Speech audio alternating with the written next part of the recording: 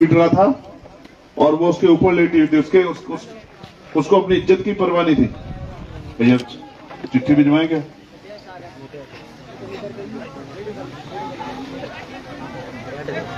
वो उसका संरक्षण कर रही थी, उम्मीद कर रही थी किस तरह से उसको बचा ले, लेकिन वो जो झुंड था वो उसकी जान लेने पे आतुर था। आज मेरे जरिए और सोशल मीडिया के जरिए पूरे देश को ये पता लगना चाहिए कि यहां क्या हुआ। अभी तक तो वो पता लगा जो बताया गया। मैंने यहां आके, आप जानते हैं मेरे कंधों पे कितनी जिम्मेदारियां, और आप ये भी जानते हैं कि मैं कभी चैन से नहीं बैठता हूं, लगातार काम करता रहता हूं। ये 2019 में स्टार्ट हुआ, जब जाति के आधार पे जुल्म हुआ। जिन लोगों को पीटा गया, जिनसे माफी मंगवाई गई, उन्हीं के खिलाफ मुकदमा दर्ज कर दिया गया। और दोष ये था कि जिस तरह से और हमारे लोग भेड़ बकरियों की तरह यहां के ताकतवर लोग यहां काम करने जाते हैं, वो लोग काम करने जाने को तैयार नहीं थे, क्योंकि वो ताकतवर लोग 300 रुपए की मजदूरी का काम करा के 100 रुपए दिखाते हैं। ये लड़ाई एक अजीब तरह की लड़ाई, जहां मेहनत करने के बाद उसका मेहनताना नहीं मिलता, और जो मेहनताना नहीं देता उसको लगता है कि इनको मेहनताना ना देना उनका हक है। वो इनको जो भी छूटन दे देंगे, 100 रुपए 50 रुपए, इनको मानना पड़ेगा। उनको ऐसा लगता है देश आजाद नहीं हुआ है, देश गुलाम है। वंचित वर्ग के लोगों के ऊपर जो आप थोप दोगे वही इनके लिए कानून हो जाएगा, वही इनका अधिकार हो जाएगा, जबकि ये सच नहीं है। अब देश बदल गया, देश आजाद हो चुका। अगले दिन जब अंजना ने उसके खिलाफ आवाज उठाई तो उसको अपमानित होना पड़ा, उसके साथ छेड़छाड़ हुई, उसको पीटा गया। लेकिन एफआईआर जो है ताकतवर लोगों के दबाव में पुलिस ने उन्हीं धाराओं में की जिस धाराओं में वो लोग चाहते थे।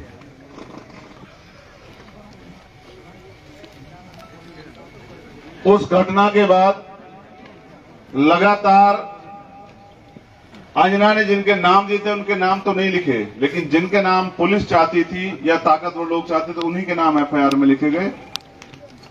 वो उसके बताने के बावजूद, जबकि पीड़िता का बयान, अगर वो महिला हो तो उसका बयान बहुत बड़ी ताकत होती है, लेकिन उसके कहने के बावजूद भी उन आरोपियों के नाम उसमें ऐड नहीं किए गए जो पीड़िता ने बताए। फिर फैसले का दबाव बना।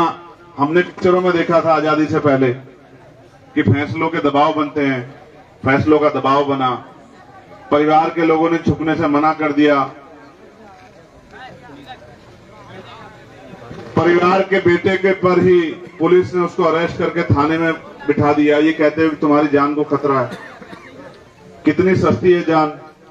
नितिन को बाहर चौराहे पे मोटरसाइकिल से उतार के पीट के मार दिया जाता है। उसकी मां छुड़ाने जाती है, मैंने वीडियो में देखा किस तरह से उसको बचाने के लिए उसके ऊपर लेटती है, लेकिन उसके आंचल से खींच के उसको जो है, जबकि उसके कपड़े भी हट जाते हैं, निमस्त्र हो जाती वो मां।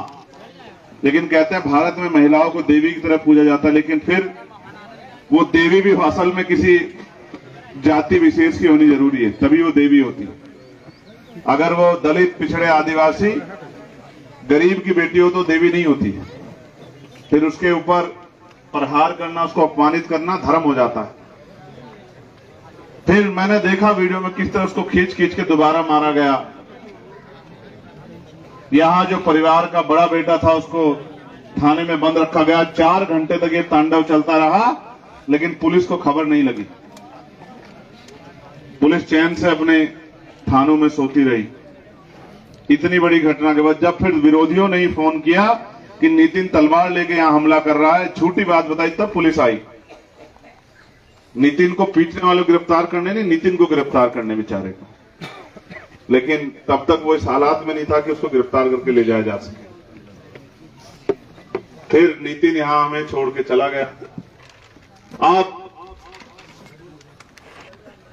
बड़ा हाय तौबा मचा, तब मेरे भी याद है चुनाव के बाद का दौर था, मुझे भी गुस्सा था आप लोगों पे थोड़ा सा कि मैंने आपको इतना समझाया संविधान बचाओ यात्रा निकाल के भोपाल में इकट्ठा करके कि मुझे ताकत दे दो, इन भाजपा कांग्रेस के चक्कर में यहां मत पड़ो।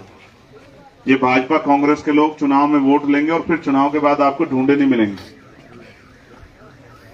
ये बस आपकी दुख में दर्द में घड़ियालू आंसू बहाने आएंगे, उसके बाद आपको ढूंढे नहीं मिलेंगे। मैंने आपको खूब समझाया लेकिन आपकी समझ में नहीं आया।